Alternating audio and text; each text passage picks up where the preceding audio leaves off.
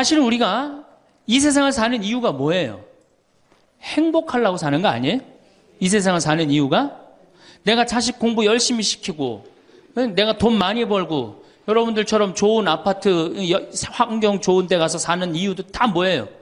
행복하기 위한 거예요. 그런데 이걸 뒤집어 보고 자세히 들여다보면은 행복이 뭔지를 모르고 어떻게 하면 행복하게 사는지를 모르고 내가 어떻게 돈을 쓰면 행복하게 사는지를 모르는 사람들이 대부분이에요.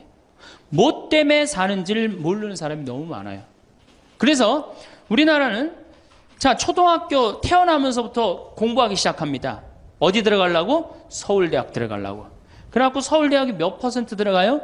1% 들어가요. 그럼 나머지 99%는 무슨 생각이 들어요? 참 난 불행하다. 그런 생각 참 많이 해요. 그리고 그 부모는 내가 서울대학에 들여보내려고 있는 돈 없는 돈 다 쏟아붓는데 내 자식이 서울대학 못 가고 저 지방 무슨 3대학에 들어갔어. 그럼 부모는 어떻게 생각해? 부모도 나도 불행하다고 생각하는 거예요. 애도 불행하고 본인도 불행하고. 그럼 서울대학 들어가는 애는 행복하냐? 밥 먹고 공부만 안 해갖고 20살 때까지 공부만 해갖고 서울대학에 들어가는 애는 행복하냐? 저는 아니라고 생각해요. 그래갖고 직장에 겨우 들어간 이제는 20대 백수 천지입니다. 아예 직장 들어가는 걸 포기해요. 길이 없으니까. 그럼 죽어라고 에너지는 젊은 청춘은 청춘대로 날리고 20대는 공부해갖고 취직도 못하고 그래갖고 결혼해갖고 55세까지 어떻게 합니까? 또 애 교육시켜야지. 또 내가 얼마 전에 그 어느 용인에 있는 유치원에 엄마들한테 이렇게 강의를 이렇게 갔는데 너무너무 그 원장 선생님한테 슬픈 얘기를 들었어요. 그 유치원 애들한테 그 유치원이 제가 보기엔 전국에서 제일 좋은 것 같아요. 마당도 넓고 시설이 너무너무 좋아. 그런데 그 유치원에서 다른 유치원으로 간대요. 영어 때문에. 그 유치원은 영어를 안 가르치니까. 그러니까 그때부터 애들을 괴롭히기 시작하고 본인도 괴로운 거예요. 여기를 보내야 되냐, 저걸 보내야 되느냐. 얼마 전에 반포 본당에서 여기 와서 피정을 했는데 아주 중국집, 유명한 중국집 하는 사장님이 여기 왔어요. 신부님, 정말로 그 부모들이 와갖고 애들 스케줄 관리를 해준다는 거예요. 탕수육 하나 시켜놓고. 그러니까 자기가 없는 거야. 오로지 누구한테만 매달려 있는 거야? 자식한테만 매달려 있는 거야. 그러니까 55세까지 했는데 서울대학은커녕 무슨 제3대학에 들었어. 본인도 불행해. 그리고 이제 이러고 딱 죽으면 좋은데 이게 죽지도 않네. 100살이 될 때까지. 그러니까 우린 다 불행한 거예요. 그래서 우리나라가 178개 국가 중에 행복 지수가 102등이에요. 거의 꼴등이에요, 꼴등. 이렇게 잘 먹고 잘 살면서도 안 행복하다고 그러는 게 슬프지 않아요?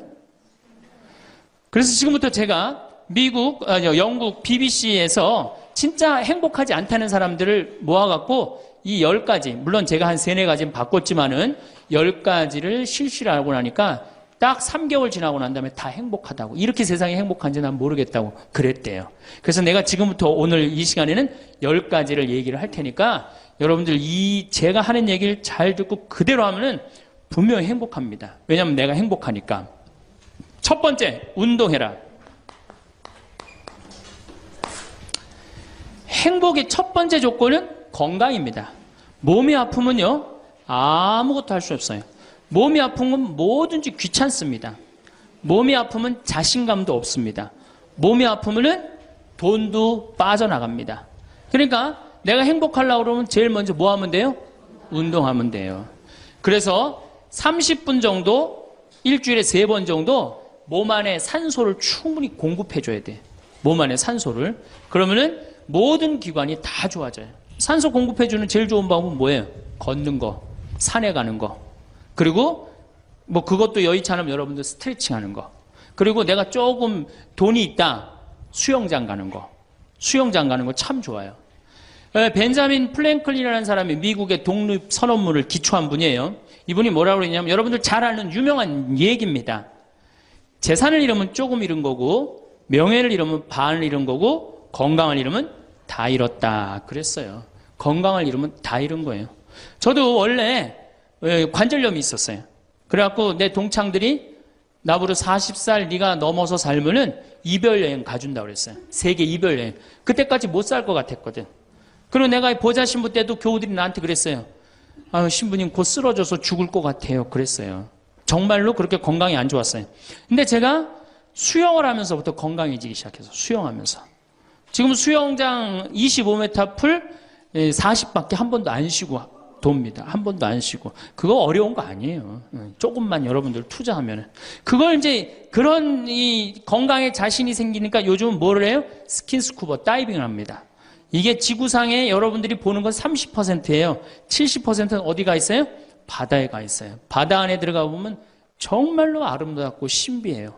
그러니까 건강하니까 옛날엔 꿈도 못 꿨죠. 제가 바다에 들어간다는 건 꿈도 못 꿔. 나 하나 걸어 다니기도 힘들었는데. 근데 지금은 너무너무 좋고 행복해요.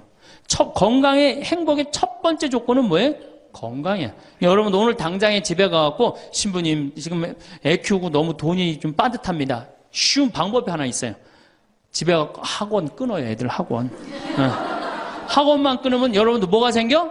돈이 생겨요. 그 돈 가져와서 여러분들 건강 먼저 챙기세요. 그게 자식을 위하는 길이에요.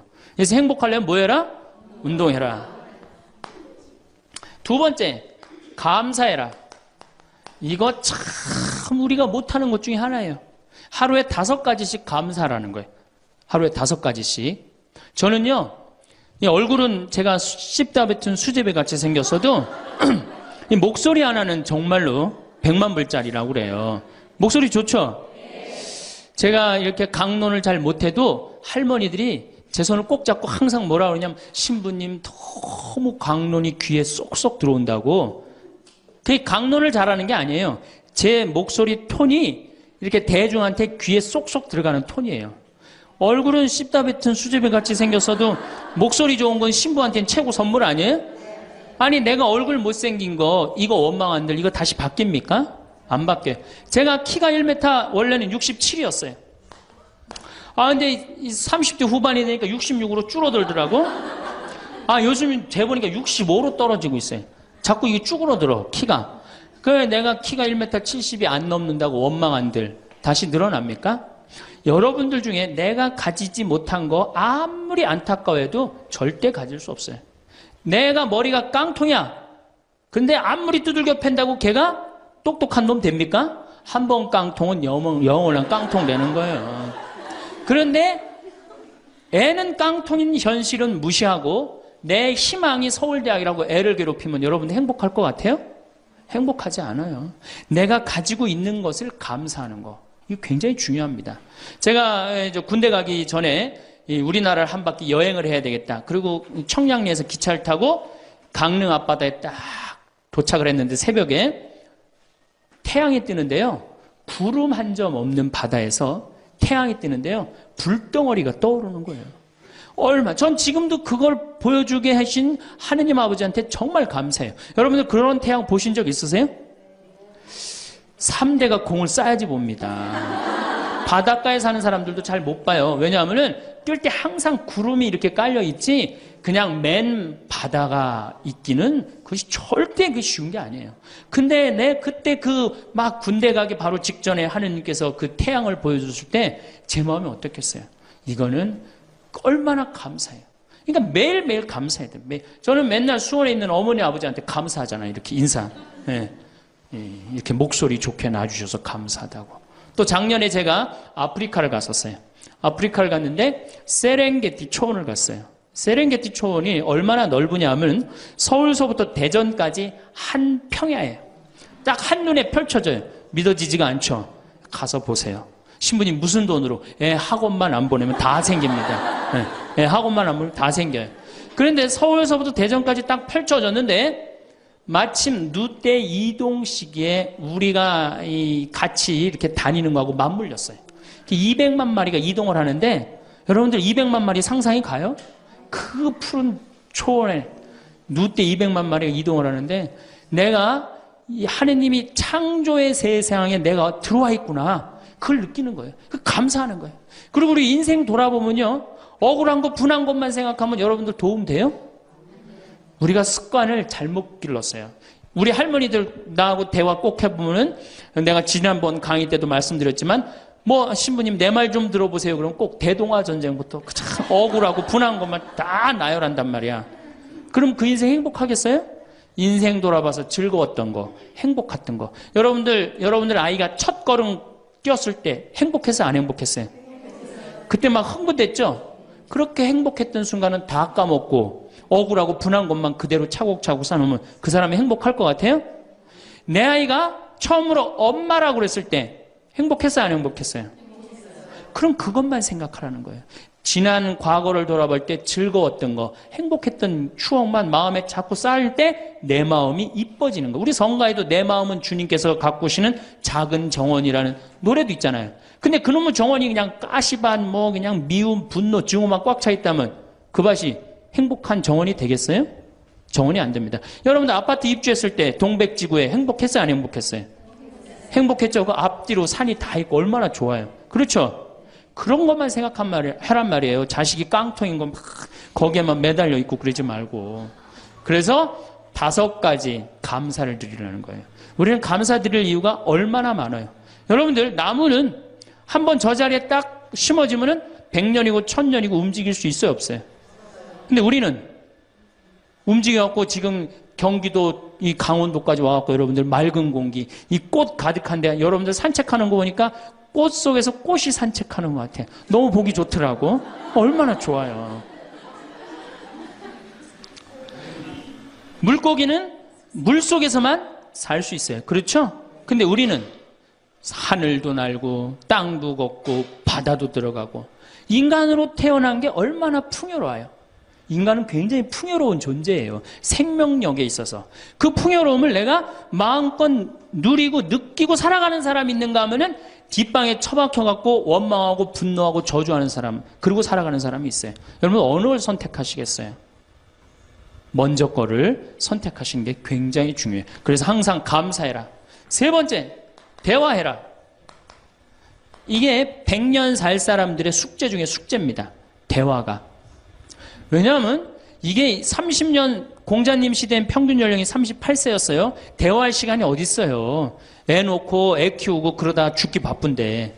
근데 지금 애가 다 직장에 다니고 손자 손녀까지 낳는데도 내가 죽어야 안 죽어요? 그러면 그 많은 시간 뭐하고 살 거예요? 그 많은 시간 대화하고 살아야 돼. 나하고 영적으로 맞는 사람하고 이야기하는 거 굉장히 중요합니다. 영적으로 맞는 사람이랑 대화하는 거. 나는 우리 신부들하고 대화하는 거 참 좋아하는데, 나는 우리 그 동기 신부들도 뭐 친한 편이지만은 우리 선배들하고도 많이 친해요. 내가 아주 좋아하는 신부 베드로 신부가 작년에 나하고 북유럽을 여행을 가기로 했는데, 이 신부가 몸이 아파갖고 다시 복귀를 해.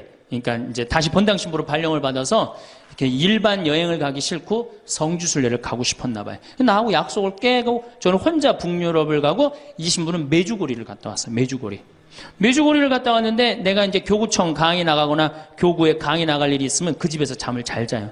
이제 그 성주순례 갔다 오고 난 다음에 그 집에서 잠을 자는데 그 신부가 미안했는지 성주순례 갔다 온 이야기를 해주는 거예요. 메주고리는 40년 동안 성모님이 4명한테 매일 발현한대요. 한 명한테는 부활 때, 성탄 때, 또 한 명한테는 8월 10, 매달 15일에 이렇게 발현을 한대요. 그곳에 이제 갔는데 거기서 신부님을 한 분 만나셨대요. 어떤 신부님을 만났느냐 하면은 이탈리아 신부님인데 시실리 본당 신부님을 만났대요. 근데 이 신부님은 굉장히 나이가 굉장히 80이 다 된 할아버지래요. 근데 이 할아버지가 신앙의 여정이 특별했던 거야. 이 할아버지 신부님은 태어나면서부터 엄마가 뭐라고 그랬냐면 너 신부 되라 그랬대요. 그러니까 머릿속에 딱 신부에는 아무것도 박혀 있는 게 없는 거예요. 그리고 엄마가 얼마나 무서웠느냐 하면은 주일미사를 빠지면은 빨개 벗겨갖고 내쫓았대요. 신부 될 놈이 주일미사를 빠진다고. 그리고 일주일을 굶겼대요. 그러니까 한 번도 다른 걸 생각해 본 적이 없는 거, 무서워갖고 엄마가. 그리고 자기는 신부가 팔자인 줄 아는 거예요. 그래갖고 신부가 됐으니 뭐가 행복해? 자기가 원한 것도 아닌데 이끌려서 그냥 신부가 됐는데, 그래갖고 정말로 신앙심 없이 이 신부님이 10년을 그냥 살았대요. 그 신부님도 아마 엄마 죽으면 이제 관두려고 이제 언제 죽나 기다리는데, 이제 사제로 생활을 한 지 10년이 됐는데 자매들하고 어느 날 같이 있는데 자매 중에 하나가 마귀가 걸린 거예요. 그래갖고 막 마귀짓을 하는 거예요. 막 마귀짓을 해요. 그래갖고 주위의 자매님들이, 그땐 1950년대니까 구마기도 함부로 못했거든요. 신부만 할 수 있었어요. 신부님 빨리 하셔라. 난 못한다. 왜 못하시냐? 사실은 내가 신앙심이 없어갖고 이렇게 안수기도를 마귀를 쫓는다고 안수기도를 하면은 그 마귀가 금방 내가 신앙이 없는지 알아볼 거다. 그래서 나한테 들어올까봐 나 무서워서 난 못한다. 그래도 신부님밖에 없는데 어떻게 하시냐. 신부님이 하셔라. 그래갖고 어쩔 수 없이 구마기도를 했대요. 머리에 손을 얹고 뭐라고 이 신부님이 기도했느냐면 마귀야 부탁이니 제발 나한테만 들어오지 말아다오. 이렇게 기도를 했대요. 그런데 마귀가 나간 거예요. 그래갖고 자매가 깨어나고 신부님 너무 감사하다고 나 마귀 쫓아내줘서 그런 소리 하지 마라. 난 마귀 쫓아낸 적 없다. 그저 나한테만 들어오지 말라고 그랬다. 아니라고. 신부님이 머리에 손을 얹었을 때 성령의 힘이 얼마나 셌는지 마귀가 자기를 끌고 나가려고 그랬는데 못 끌고 나갔다는 거예요. 그때 신부님 마음이 조금 뜨거워진 거예요. 나같이 신앙심 없고 나같이 이게 수동적인 인간도 주님께서 도구로 쓰시는구나. 그래서 조금 마음이 열렸어요. 마음이 열려도 이 신부님은 너희는 모두 이것을 받아 먹어라. 이는 너희를 위하여 내어줄 내 몸이다. 이렇게 하면서도 20년 동안 미사를 하면서도 정말 거룩한 변화가 일어날까 의심을 했었대요. 아직도 내 신앙이 약하니까 안 일어나겠지. 근데 20년째 너희는 모두 이것을 받아 먹어라. 이는 너희를 위하여 내어줄 내 몸이다. 그러는데 예수님의 목소리가 딱 나와서 예수님이 하는 걸 느끼겠더래. 그러니까 미사도 누가 지내는 게 아니다? 내가 지내는 게 아니라 내 몸을 빌어서 예수님이 지내는구나. 이탈리아 시실리섬 본당 신부인데 이게 마음이 너무 뜨거워진 거예요. 뜨거워져갖고 어떻게 했느냐? 길거리에 뛰쳐나갖고 선교를 하기 시작한 거예요. 그래서 7,000명을 선교를 했대요. 그냥 대단한 거죠. 그거 대단한 거예요. 근데 이 신부님이 이제 예수님도 사랑하고 신앙심도 굳고 사제로서 이제 너무 행복해. 그런데 문제가 하나 있어요. 어떤 문제가 있냐면 자기 엄마가 너무너무 무서웠기 때문에 예수님 엄마도 무섭다고 생각을 한 거예요. 그래서 평생 성모님한테 한 번도 의지를 한 적이 없는 거예요. 간구를 해본 적도 없고. 내가 이렇게 사제로서 이제 모든 게 다 됐는데 우리 성모님한테 내가 우리 예수님, 이 좋은 예수님 낳아주신 성모님을 사랑해야 되지 않겠느냐. 그래서 보스니아 크로아티아에 있는 메주고리에 이제 운전을 하고 갔대요. 갔는데 성모 발연동산에 딱 도착을 했는데 성모님이 그 발연동산에 느껴지는 품이 성모님이 나를 평생 이 품에서 내가 성모님 품에서 이제까지 보호받아 왔구나를 그냥 느끼겠더래요. 그러니까 이 신부님이 너무너무 행복한 거지. 그래서 매년 그 메주고리에 와갖고 세계에서 오는 신부들한테 자기 신앙을 고백을 하는 거예요. 나는 이렇게 사제로 평생 살면서 이런 은총을 받았다. 그걸 이제 우리 베드로 신부가 듣고 와서 나한테 얘기를 해주는데 한 새벽 한 3시간을 얘기를 해주는데 그 시간이 너무너무 은혜로운 거예요. 얼마나 그런 영적으로 통하는 사람이 있으면은 행복해요. 그렇죠? 여러분들, 그래서 여러분들 이제 대화가 뭐 요새 무슨 프로에 대화가 필요해 그런 것도 있다며요. 대화가 꼭 필요해요. 여러분들이 여러분을 영적으로 이끌어줄 스승이 필요해요.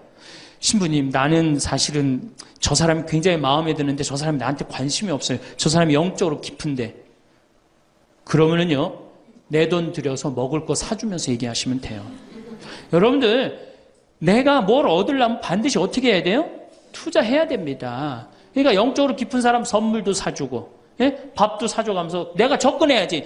가만히 있는데 누가 나를 봐줘요. 적극적이어야 돼. 적극적이어야 돼. 그래서 대화 꼭 여러분들 필요하다는 거. 제일 좋은 건 남편이죠. 근데 남편이 안 되면은 주위에 다른 사람들, 주위에 영적으로 깊은 사람들 많아요. 또 뭐 판교가 뭐 땅값이 좋대더라, 뭐 동탄에 그 아파트 거기 상가가 좋대더라. 이런 사람 말고 정말로 삶의 질이 높은 사람, 영적으로 하느님 나라를 정말 갈구하는 사람, 이런 사람하고 가까이 지내고, 그런 사람한테 가까이 지내려면 어떻게 해야 돼? 내가 먼저 다가서야 돼요. 그래서 대화가 꼭 필요하다. 네 번째, 공부해라. 이거 정말로 중요한 것 중에 하나예요. 우리가 초등학교 6년, 중고등학교 6년, 대학교 4년 배워서 몇 살까지 울고 먹어요?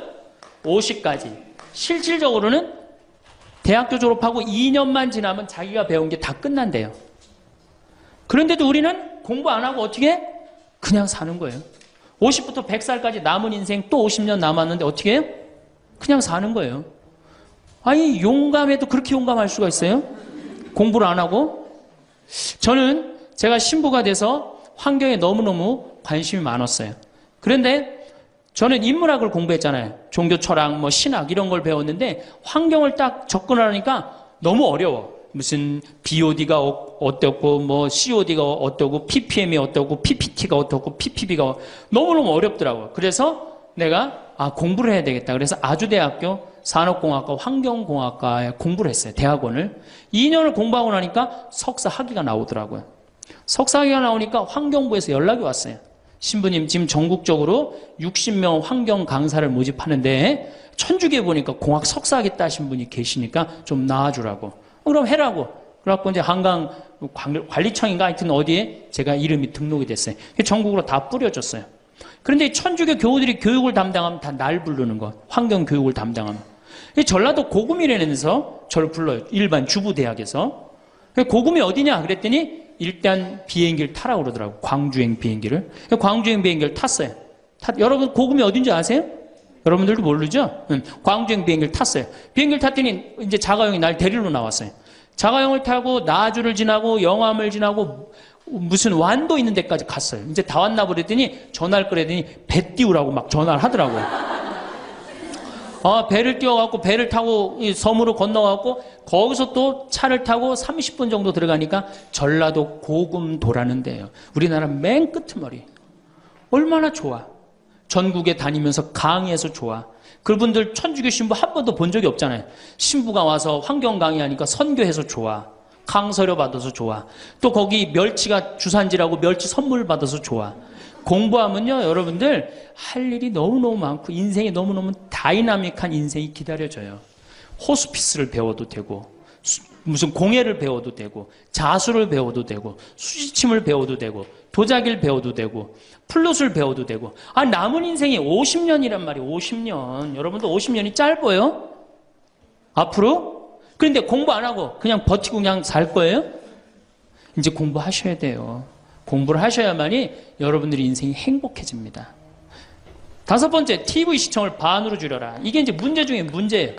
제가 전전 시간에도 TV에 대한 얘기를 했지만 현대의 하느님이 누구예요? 저는 십자가에 계신 예수님이 하느님이라고 생각 안 해요. 현대의 하느님은 TV님입니다. 가정방문 다녀보면은 거실 정가운데 누가 모셔져 계셔요? 텔레비전님이 모셔져 계셔요. 텔레비전님이 모셔 계신데 쇼파는 누굴 향해서 배열되어 있어요? 텔레비전님을 향해서 배열. 말씀하십시오. 당신 종이 듣고 있나이다. 텔레비전님이 시키는 대로 다 합니다. 마가 좋으니 마를 사 먹어라. 그럼 다음날 다 줄 서서 마 사 먹고, 도라지가 좋으니 도라지를 사 먹어라. 그러면 또 다 도라지 사 먹고. 텔레비전이 시키는 대로 하는 거예요. 아침에 일어나고 누구한테 제일 먼저 문안 인사드려요? KBS님 밤새 안녕히 주무셨습니까? 사실 평화방송에 인사하는 경우들은 좀 나아요. 그래도 아침에 아침 미사도 하고 그 새벽에 성모님 강의도 나오고 묵주기도도 나오고 그러잖아. 근데 꼭 KBS님 밤새 주무셨습니까? 더 기가 막힌 건 주무실 때. 텔레비전님 주무시기 전엔 절대 안 자요. 텔레비전님이 주무셔야지 어떻게? 나도 오늘 일과가 끝났구나 이러고 잔단 말이야. 이러니 머릿속에 뭐가 들어있겠어? 아무것도 들어있는 거 없는 거죠. 머릿속에 책을 읽어야 될 거 아니야. 책을. 우리나라 사람들처럼 책 안 읽는 사람 없어요. 10명 중에 4명이 1년에 한 권도 안 읽는데요. 이 중에도 한 권도 안 읽는 사람들 많을 거예요. 심각한 겁니다. 예. 저한테 그래요. 신부님 그렇게 매일 강의하면서 여기 농사 지면서 토담집 지면서 언제 그렇게 농사꾼 신부 유럽에 가다라는 책도 쓰셨고 이번에 환경 에세이 어디로 가야 하는 책도 쓰셨느냐고. 텔레비전만 안 보면 그 시간 충분해요. 여러분들 하루에 3, 4시간씩 무슨 일 집중해서 한 6개월 하면은 무슨 일 만들어내지 않겠어요? 얼마나 우리가 텔레비전 하늘만큼 땅만큼 끝나고 무슨 재미로 사나 했더니 미우나 고우나라네. 미우나 고우나 오늘 또 무슨 재미로 또 살아요? 또 다른 거예요. 엄마가 뿔났다 이거 봐요. 보고 살아요? 여러분들 텔레비전은요 좀 미안한 얘기지만 구조가 똑같아요. 부잣집 아들 가난한 집 딸, 아니면 부잣집 딸 가난한 집 아들, 이룰 수 없는 사랑에 못된 시어머니. 예? 그렇죠? 그게 매년 똑같이 반복되고 똑같은 내용이에요. 그거를 10년 동안 그 앞에서 시간을 보낸다고 생각해 보세요. 아깝지 않아요? 그 시간에 해야 될 일이 얼마나 많은데, 대화도 해야 되고 운동도 해야 되고 감사도 해야 되고 공부도 해야 되는데, 이걸 전부 다 어디다 갖다 쏟아부어? 텔레비전에 갖다 쏟아부어요. 그리고 여러분, 텔레비전을 보면 볼수록 어떤 의식이 늘 것 같아요? 패배의식이 늘어납니다. 텔레비전을 보면 볼수록 마음의 갈등이 일어나요. 제가 유럽의 가정에 초대를 받아서 이렇게 가보면요, 거실에 텔레비전 있는 집 하나도 없어요. 쇼파는 다 어떻게 서로 마주보게 배열되게 돼 있어요. 근데 우리나라는 완전히 텔레비전에 완전히 미쳐 있어요. 그러니까 이 두 개만 치면 여러분은 행복합니다. 자식하고 텔레비전만 치시면은 여러분들은 행복할 수 있어요. 여섯 번째, 신앙생활을 해라. 자, 우리가 현대를 살아가면서 정말로 우리가 인간이 정말 최고로 잘난 것 같고 요즘 과학기술을 보면 정말 못하는 게 없는 것 같잖아요. 근데 왜 석유값이 뛰고 왜 굶어 죽는 나라가 37개국이 생기고 그래요? 이건 하느님을 잃어버렸기 때문이에요. 하느님의 진리에 따라 인간이 살지 않으면 인간은 원하지 않는 방향으로 갑니다. 하느님께서 원하지 않는 방향뿐만 아니고 인간 본성이 원하지 않는 방향으로 가요. 저는 여기서 살면서 이 산을 보면서 강을 보면서 항상 하느님한테 감사해요. 저 하느님 너무너무 감사합니다. 이렇게 맑은 공기 주셔서 감사합니다. 이 아름다운 세상 주셔서 감사합니다. 감사하다 보면 우리가 조금 뭐라 그럴까요? 겸손해져요. 근데 이게 다 자기 것인 줄 알고 막 파괴하기 시작하면요, 자연이 파괴되면 결국은 누가 파괴돼요? 인간이 파괴되는 거예요. 그러니까 우리가 하느님께 가까이 가면은 자연도 일치가 되는데 하느님으로부터 멀어지면 멀어질수록 자연도 파괴되는 거예요. 그래서 여러분들 신앙생활 하십시오. 아까 제가 천주교 조금 욕을 했는데 그래도 천주교 괜찮아요. 아주 제가 보기에는 무슨 우리 교우들 어두운 데로 안 끌고 가요. 더욱이 내 동창 중에 또 옛날에 죽산성당 아시죠? 죽산 성지 있는 데 있죠? 거기 내 동창 신부가 그 본당 신부로 있었는데 그 신부가 너무 재미난 얘기를 해줬어요. 아니 옆에 30년 동안 개신교 다니던 할머니가 어느 날 개종을 했대요. 성당으로. 똑같이 열심히 나오더래요. 교회 나가는 것만큼 훨씬. 근데 이 할머니가 다리가 부러진 거예요. 그래갖고 택시 타고 또 계속 나오는 거예요. 그래서 본당 신부가 그랬대요. 할머니 이렇게 맨날 택시 타고 나오고 그러니까 그러지 말고 내가 봉송 잘 테니까 이 아픈 동안은 나오지 말아라. 돈 들여서. 그랬더니 이 할머니가 하시는 말씀이 신부님 괜찮아요. 그래도 이 성당 다녀보니까 저 교회 다닐 때보다 여기 성당 다니는 게 훨씬 싸게 먹히니까 걱정하지 말라고. 여러분들 그래도 이 천주교 제일 싸게 먹혀요. 싸게 먹히지, 괴롭히지 않지, 딴 길로 안 끌고 가지. 정말 하느님께 우리가 의지하고 산다는 거, 이건 굉장히 나를 위해서 좋은 거예요. 또 우리가 이 세상 사는 목적이 뭐냐면 내 영혼 구원이에요. 나중에 이제 기회 있으면 제가 한 번 더 말씀을 드릴 텐데 죽어서 영혼의 세계는 반드시 있습니다. 그 영혼의 구원을 위해서 우리가 간구해야 돼요. 그래서 신앙생활은 행복을 위해서 가장 기초 중에 기초라는 거. 일곱 번째, 웃어라. 이게 웃는 게요, 우리가 행복으로 가는 길에 최고의 지름길이에요. 웃는 게. 그런데 우리나라 사람들이 잘 안 웃어요. 얼마나 안 웃느냐면 내가 이제 이렇게 도시에 나가고 엘리베이터를 타요. 엘리베이터를 타면은 얼굴 모르는 형제가 이렇게 눈이 마주쳐도 제가 웃어줘요. 빵긋 웃어주면은 저쪽에서 같이 싹 미소를 줘주면 참 좋을 텐데 저쪽에 있는 남자가 딱 내가 빵긋 웃어주면 어떻게 하냐면은 내가 저놈을 어디서 봤더라 이러는 표정으로 날 쳐다보는 거예요. 근데 여러분들 유럽을 가고 제가 미국을 가고 아프리카를 가고 파푸아 뉴기니를 가고 인도를 가도 눈 마주쳐갖고 제가 웃어주면 다 웃어줘요. 근데 절대 안 웃는 나라가 우리나라예요. 얼굴 모르는 사람 이렇게 마주쳐갖고 웃으면요, 심지어는 여기 우리 생태마을을 찾아오는 사람도 제가 웃어줘도 안 웃어요. 그만큼 경직돼 있는 거예요. 여러분들이 간지러움을 태우고 수술한 사람이랑 마취를 하고 수술한 사람이랑 깨어날 때 누가 덜 아플 것 같아요? 놀랍게도 간지러움을 태우고 수술한 사람이 덜 아프다는 거예요. 웃는 게 우리한테 그만큼 좋은 거예요. 근데 이게 이제 50대 된 여인한테 이제 저 여인이 인생을 어떻게 살았느냐 안 살았느냐가 딱 보여요. 50대 된 여인이 막 항상 웃고 그런 얼굴은요, 50대 되면 얼굴 뭐 오똑하고 눈 이거 다 똑같아. 얼굴이 그 얼굴을 다. 그런데 늘 웃고 살아온 자매는요, 참 예뻐요. 편안해 보이고. 주름이 한 560개 정도 이렇게 탁 하면서 얼굴이 굉장히 편안해져요. 근데 이게 안 웃은 여자는 주름이 17개밖에 안 생긴대요. 그러니까 560개면 자갈자갈자갈하니 이쁜데 부담스럽지 않은데 17개면 얼마나 부담스러워요. 이마에 칼자국 나인 거지. 쫙 굵은 주름. 여기 쫙. 이 사람은요, 웃어도 무서워요. 예, 웃어도 무서워요. 그러니까 여러분도 웃으면서 사세요. 제가 보통 강의를 이렇게 다니면 일반 주부대학 이렇게 강의를 달 때는 아해모 어해줘요. 얼마나 잘 웃는지 몰라요. 근데 내가 일반 공무원들 이렇게 강의를 갈 때가 있어요. 특히 무슨 뭐 이렇게 과장들 뭐 이런 그런 분들 한 번은 한 200명을 강의를 했는데 죽는 줄 알았어 내가. 2시간 내내 한 번도 안 웃는 거예요. 내 강의를 듣고. 그런데 여러분들 남녀 수명의 차이가요 6년이 납니다. 6년이. 여성이 83세, 남성이 76세. 이제 뭐 6년, 7년이 나요. 전 그 원인이 어딨나 가만히 생각해 보더니 여자는 참 잘 웃어요. 깔깔거리면 자기네들끼리. 남자는 직장에 가도 안 웃고 집에 와도 안 웃고 그러니까 빨리 죽는 거야. 여러분들 오늘 여기서 많이 웃었으니까 내가 보기에는 120살이 아니라 123살까지 살 것 같아요. 네.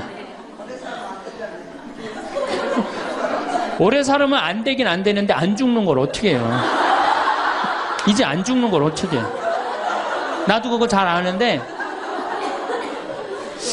여러분들 민주주의하고 공산주의가 결정적으로 갈린 이유가 뭐라고 생각하세요? 승패가 어디에 있다고 생각하세요? 저는요, 공산주의를 이렇게 보면요, 웃음이 없어요. 그렇죠? 가만히 생각하면 공산주의 생각하면 소련, 동독 뭐 이런 거 생각하면 웃음이 있어요, 없어요? 없죠? 그런데 민주주의 생각하면 유머가 있고 웃음이 있고 영화를 봐도 즐거운 영화만 있잖아요. 공산주의는 막 딱딱하고 결국은 그래서 망한 거예요. 인간은요, 웃느냐 웃지 않느냐에 따라서 행복이 결정됩니다. 여러분들이 늘 웃고 산다, 그럼 여러분들은 행복의 길로 가는 거예요. 여러분들도 인상 쓰고 산다, 그럼 여러분 불행의 길로 가는 거예요. 그러니까 웃어야 돼. 또 웃는 사람한테 매력을 느낀다는 거예요. 웃는 사람한테, 잘 웃는 사람한테 매력이 느끼면 인간관계도 좋아지는 거 아니에요? 아, 내가 재미난 얘기를 했는데 인상 빡 끝날 때까지 남들 다 웃는데 한 사람만 끝까지 안 웃어. 그러면 여러분들 끝까지 안 웃는 사람한테 여러분들 무슨 생각할 것 같아? 저 사람이 다음에 있으면 다시 재밌는 얘기 저 사람 앞에서는 안 한다. 그러니까 그 사람하고는 어떻게 된 거? 담이 자꾸 생기는 거예요. 담이 자꾸. 그러니까 어떻게 해야 돼요, 여러분들? 웃으세요. 그리고 유머를 많이 배워두는 것도 좋아요. 오늘 저한테 강의 들은 거 이거 잘 외웠다가 가서 얘기해주고 또 제 테이프에 나오는 거 잘 들었다가 얘기해주면은 아유 어서 그렇게 재미난 얘기를 해서 또 얘기 좀 해줘봐. 그러면서 사람이 사는 거예요. 사람은요 수달 떨면서 살아야 돼. 수다. 제가 한번 본당 신부 때 여러분들처럼 이렇게 젊고 예쁜 본당에 내가 본당 신부를 했었어요. 막 자매들이 막 수다를 떠는데 내가 지나가는데 막 당황해 하면서 어쩔 줄 몰라 하더라고요. 분명히 내 욕을 한 거야, 보니까. 네. 그래서 제가 뭐라고 그랬어요? 그 자매들한테? 괜찮아. 이게 성당 다니면서 본당 신부 욕하는 재미가 최고 재밌는 거야. 네. 아니 뭐 성당 다니면서 그런 욕도 안 하면 무슨 재미로 살아. 걱정하지 말고 해든 수다 계속 떨으라고. 우리 신부들은 주변님 욕하면서 사는 거예요. 그러니까 사람이 수달 떨면서 살아야지 행복하지 참고 산다고 다 좋은 건 아닙니다. 절대. 그러니까 참고 살지 마세요. 제발 이거 우리 성당에 뭐 원수를 사랑해라, 왼뺨을 대면 다른 뺨을 돌려대라, 이거 아주 미치는 교리 중에 하나예요. 여러분들 다 사랑할 수 있어요? 여러분들 주위에 있는 사람 다 사랑할 수 있어요? 다 사랑하는 사람 딱 두 종류예요. 미치든가 예수님처럼 빨리 죽든가. 둘 중에 하나예요. 우리는 다 사랑할 수 없어요. 그러니까 다 사랑하려고 그러다가 미치지 말고 내가 좋은 사람, 내 마음에 드는 사람에 더 많은 시간을 뺏기고, 아니 뾰족한 놈이 있단 말이야. 별난 놈이 있고. 네? 그렇죠? 근데 내가 이 사람한테 가면 자꾸 찔려. 그런데 성당에 갔는데 서로 사랑하시오 그래갖고 다음에 또 갔는데 여기 또 찔려. 그래갖고 또 너무 미운데 성당에 가니까 또 내 탓이오 3번 하고 난 다음에 사랑해 제가 가서 또 찔려. 갈 때마다 찔려. 그래갖고 내 마음이 상처투성이야. 근데 아들이 학교 갔다, 엄마 나 학교 다녀왔어. 그래, 집에, 엄마 왜 그래? 말 시키지 마. 나 승질나. 여러분들, 차라리 그렇게 찔리는 게 나아요. 그 사람을 안 보고 기쁜 마음으로 있다가 아들을 기쁘게 맞이하는 게 나아요. 이 사람 안 만나도 여러분들 인생 안 망가져요. 이 사람 안 만나도. 억지로 가서 그 찔리지 마시고 안 만나면 시간이 지나면 이 사람 이뻐져요. 근데 막 가서 막 들이대고 막 이게 삐죽한 놈한테 가갖고 계속 나는 구역장이니까 끝까지 사랑해야지 그러고 가다가 미치든지 죽든지 둘 중에 하나를 합니다.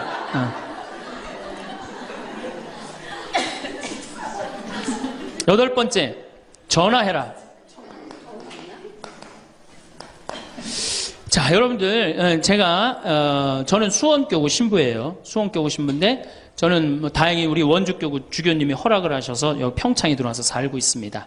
근데 사실은 신부는 본당 신부가 최고예요. 뭐라고 그래도 교우들하고 함께, 아이들하고 함께, 할머니, 할아버지들하고 함께 살 때 신부는 행복한 거예요. 저는 여러분들 이제 오늘 가시면은 여기 정막 강산이에요.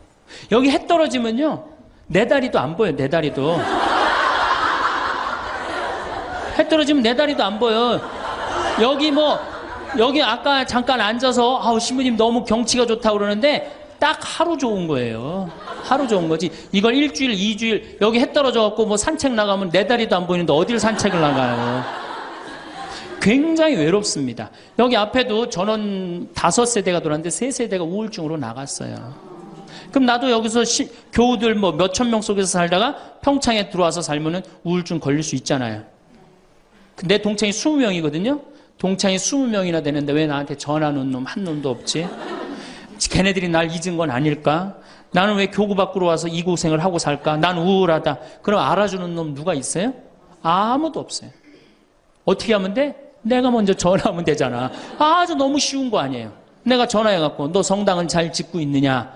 너 요즘 큰 성당에 갔는데 어떻게 잘 지내냐? 내일은 내 동창이 또 우리 집에 와서 있겠대. 몸이 안 좋아갖고. 그러니까 그 전화를 하니까 동창들이 와서 안식년도 여기 와서 지내고, 아프면 여기 와서 지내고, 허리 수술에도 와서 지내고, 그러니까 외롭지 않은 거예요. 사랑도 먼저 하는 게 중요한 거지, 나한테 누가 해주지 않을까? 죽을 때까지 안 찾아옵니다. 남녀의 사랑 문제가 아니라 인간이 살아가면서 그런 거예요. 그러니까 내가 먼저 전화하라는 거예요. 굉장히 중요한 거예요. 내 동창 중에 지금 보구마국장, 우리 수원교구 보구마국장 내 동창인데, 얘가 로마로 유학을 갔어요. 있기 전에도 뭐 친하게 지냈지만 유학을 갔는데 이놈이 한 달에 3번 어김없이 전화하는 거예요. 생태마을 농사는 잘 되냐? 잘 돼. 그럼 또 다음에 전화해갖고 생태마을에 피정은 많이 들어오냐? 많이 들어와. 또 다음에 전화해갖고 너 몸은 안 아프냐? 안 아파. 다음 달에 또 전화해. 생태마을 피정은 많이 들어오냐? 생태마을에 농사는 잘 되냐? 6년 동안 변함없이 전화하는 거예요. 내가 전화 한 번 우리 성당 여기 사무실로 전화해갖고 우리 사무장한테 우리 저기 황 신부님 뭐하고 지내느냐고 그 정도로. 그러니 싫어할래야 싫어할 수가 있어요? 얼마나 나를 그렇게 전화해주는 고마워. 그 흠이 있다면 꼭 수신자 부담으로 하는 것 빼고는 너무너무 좋아요. 여러분들도 전화번호를 적어놓고 그렇게 하십시오. 9번째, 시간이 없으니까. 자, 자기 자신을 사랑해라. 자기 자신을 사랑하지 않는 사람은 어느 누구도 사랑할 수 없어요. 자기 자신을 사랑하지 않는 사람은. 근데 이게 50대 된 아줌마들을 보면 다 쌈순이야, 쌈순이. 자식 보면 자식 보고 싸워요. 내가 너한테 해준 게 얼만데 서울대학도 못 가고 저 지방대학 가고 자취비 무슨 뭐 등록비 이런 거 내 속을 새기냐 그러고 아들 보면 싸워요. 누워갖고 그냥 빈둥빈둥 거리면 이 왼수 같은 놈아 나가 돼지라 그러고. 남편 보면은 남편 보고 싸워요. 당신 나한테 시집 와갖고 나한테 해준 게 뭐 있냐 그러고, 내가 눈이 뼈지. 시집 오기 전에 내가 그때 눈이 뼈지. 저 인간을 믿고 내가 시집을 왔다 그러고 남편 보고 싸워요. 시어머니 보면 시어머니 보고도 싸워. 왜 죽지도 않고 나를 이렇게 괴롭히냐고. 왜 쌈순이가 될까요? 우리나라 40, 50대 주부들이 자기가 행복하지 않기 때문이에요. 다 해주면은 이게 자기 도리라고 큰 착각을 합니다. 그런데 시간이 가면 갈수록 상실감을 느껴요. 이젠 본인이 행복하려고 노력하세요. 여기 암 걸린 분들, 마지막에 이제 더 이상 살 수 없는 분들이 나한테 와갖고 면담을 해요. 특별히 자매님들이 나한테 면담을 할 때 울며 불며 통곡하는 얘기가 뭔지 아세요? 왜 다른 사람들한테는 그렇게 최선을 다했는데 왜 나한테 한 번도 맛있는 거 안 먹이고 나한테 좋은 거 한 번도 구경 안 시켜주고 왜 한 번도 나한테 못 해줬느냐고. 그런데 이제 죽으니 너무너무 나 자신이 불쌍하고 나 자신이 너무너무 억울하다는 거예요. 여러분들이 이제 자신을 위해서 쓰세요. 투시모님 돈이 어디 있어요? 애 학원만 안 보내면 돼요. 또 대학 다니는 자식 있으면 어떻게 당장 오늘 집에 가고 휴학시켜요. 니네가 벌으라고. 우리나라처럼 이렇게 자식한테 끝까지 대주는 나라는 아무 나라도 없어요. 미국은 졸업하고 30년 동안 대학 학비를 갚습니다. 다 자기가 갚아요. 우리나라처럼 결혼할 때까지 다 대주는 나라는 아무도 없어요. 그런데도 부모 자식 지간이 가장 안 찾아가는 나라가 우리나라가 1등이에요. 사랑이 제대로 안 된 거죠. 제대로 된 사랑을 안 하는 거죠. 나도 본당 신부로 이렇게 있으면서 냉면을 먹고 싶어. 그럼 총회장이 사줄래나 부회장이 사줄래나 성무회장이 사줄래나 안 기다립니다. 냉면 먹고 싶으면 어떻게? 내가 가서 사 먹어요. 내가 냉면 먹고 싶은지 누가 알아? 내가 가서 사 먹으면 되지. 그러니까 아무도 못 얻어먹어서. 그럼 이제 가을 지나고 나는데 가을 때, 강론 때 내가 교우들이 3,000, 여기 3,500명이라며 교우가 3,500명 냉면 하나도 못 사 먹었, 얻어먹었다. 그럼 교우들이 무슨 생각할 것 같아? 우리 신부님 챙겨주는 사람 하나도 없고 빨리 장가 보내드려야 되겠다. 이런 생각한단 말이에요. 그래서 나는 내가 사 먹어요. 내가 사 먹는 동시에 혼자 사 먹으면 청승 맞잖아요. 회장님들 데려가서 내가 사줘요. 내 돈으로. 신부님 무슨 돈이 있어서? 나 강사료 많으니까 다 사줘요. 근데 우리 천주교 교우들은요, 먹고 떨어지는 법이 없어요. 언제 효과가 나타나? 내 영명 죽일 때 다 돌아와요. 그러니까 어떻게? 나도 행복하고 교우들도 행복하고. 얼마나 좋아. 자기 자신을 사랑하십시오. 자기 자신을 귀하게 여겨야만이 그런 나를 보고 다른 사람이 행복한 거예요. 엄마가 맨날 인상 쓰고 있으면 자식이 행복하겠어요? 남편이 행복하겠어요? 시어머니가 행복하겠어요? 늘 밝은 모습으로 이렇게 행복하게. 그러니까 여러분들 자신을 사랑하세요. 10번째, 시간이 없으니까 맨 마지막으로는 이웃에게 친절해라. 이게 이제 문제 중에 문제예요. 우리 천주교 교우들이 무겁게 신앙생활합니다. 십자가의 길도 하고 양심성찰도 하고 때로는 묵상도 하고 심하게는 관상기도까지 막 어디 다니면서 해요. 근데 실질적으로 그렇게 무겁게 신앙생활하는 만큼 이웃한테 넉넉하냐?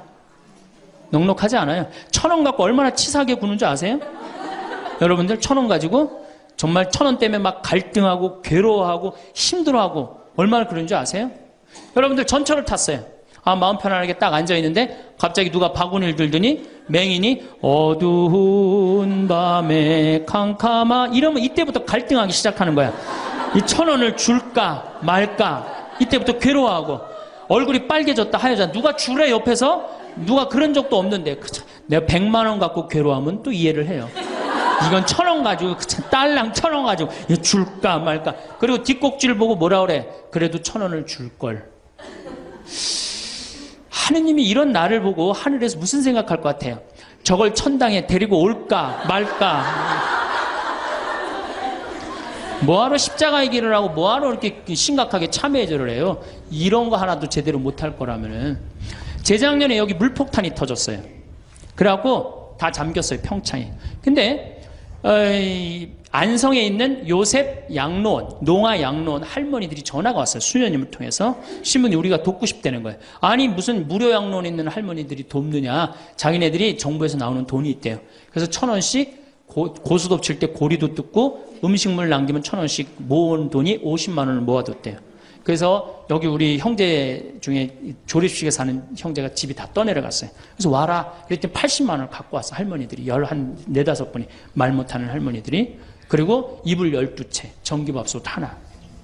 아니 무료 양로원에 사는 할머니도 1년에 한 번씩 돕는다는데 그 살기 좋다는 동백에서 살면서 한 번도 안 도우면은 여러분들 천당 갈 것 같아요? 못 가. 아니 우리가 너무 이웃한테 인색하게 살아요. 내가 시장에 나갔어. 시장에 나갔는데 다리 잘린 분이 이 고무 타이어를 알고 막 음악을 틀고 껌을 이렇게 리어카에 밀고 와. 그러면은 야 천당 갈 공로살 기회가 오는구나. 이런 생각을 해야 되는데 무슨 생각을 해? 제발 내 쪽으로만 오지 마라. 여러분들 교황님이요 뭐라고 그러셨느냐면은 나는 행복했습니다. 여러분들도 행복하십시오. 그리고 가셨죠? 요한 바오로 2세 교황님이. 저는 그 말이 이 세상 어떤 명언보다도 명언이라고 생각해. 인간으로 와서 행복하게 살아야 돼요. 갈 때 행복하게 가야 돼요. 여러분들 신앙생활하는데 우울하게 하면 안 됩니다. 정말 내가 하느님 믿는 거 아니야. 온 우주의 아버지가 내 아버지 아니에요. 주인이 얼마나 행복해. 뭐 때문에 여러분들 고통스러운지 아세요? 욕심 때문에 고통스러운 거예요. 그 욕심만 조금만 내다버리면 마음이 얼마나 자유로워요. 다닐 때도 얼마나 많고 구경할 때도 많고 얼마나 아름다워요. 우리 그냥 대한민국처럼 아름다운 나라가 어디 있어요. 세계에서 제일 아름다운 나라가 대한민국이에요. 다녀볼 때 너무 많아. 결론으로 자 여러분들 지금 오늘 이제 집에 가면은 당장에 경복궁 먼저 가세요. 경복궁에 비원을 한번 가보세요. 그 조경이 얼마나 멋있어. 뭐 남편 손을 잡든 자식 손을 잡든 친구 손을 잡든 가갖고 도시락 해갖고 거기서 딱 까먹으면 바로 왕비만 바로 되는 거 아니에요? 옛날엔 거기 누가 들어갔어요? 지금은 들어갈 수 있어요 없어요? 있잖아요. 5천원 만원만 내면 5천원만 되면 왕비가 될 수 있는데 그 행복한 길을 우리가 땅바닥 우울하게 쳐다보느냐고 못 찾아가고 있는 거예요. 그래서 전 여러분들이 행복했으면 좋겠어요. 여러분들이 행복해야지 대한민국이 행복합니다. 예, 감사합니다. 황창현 신부님 말씀 어떠셨나요? 오늘 우리는 인생의 여정에서 누구나 마음 깊이 바라는 행복에 대해 좀 더 따뜻하고 깊이 있는 이야기를 나누고자 합니다. 살아온 세월만큼이나 행복에 대한 생각도 다채롭게 변해왔을 겁니다. 어쩌면 젊은 날에는 뜨겁게 추구했던 목표들이 이제는 잔잔한 미소로 떠오르는 추억이 되었을지도 모르겠습니다. 이제 우리는 삶의 지혜가 더해진 눈으로 행복을 바라보고 그 의미를 함께 되새겨보는 시간을 가져보려 합니다. 첫째로 건강을 통해 행복을 가꾸는 것에 대해 다시 한번 생각해 봅니다. 혹시 아침에 일어났을 때 몸이 가뿐하다고 느끼는 그 순간 하루를 시작할 힘을 얻으신 경험이 있으십니까?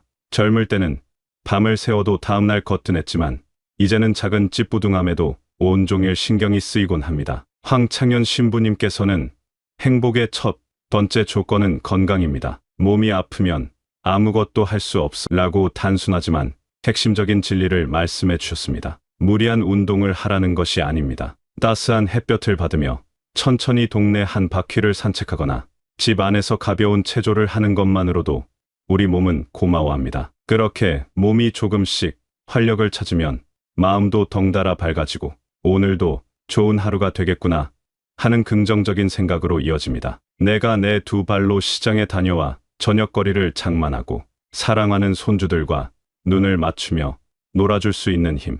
그것이 바로 건강이 주는 소중한 행복 아니겠습니까? 둘째로, 감사하는 마음을 갖는 것의 힘은 실로 큽니다. 지나온 삶을 돌아보면 아쉬운 순간, 후회되는 일들이 왜 없겠습니까? 하지만 그런 생각에 잠기기보다는 지금 내 곁에 있는 것들에 시선을 돌려보면 어떨까요?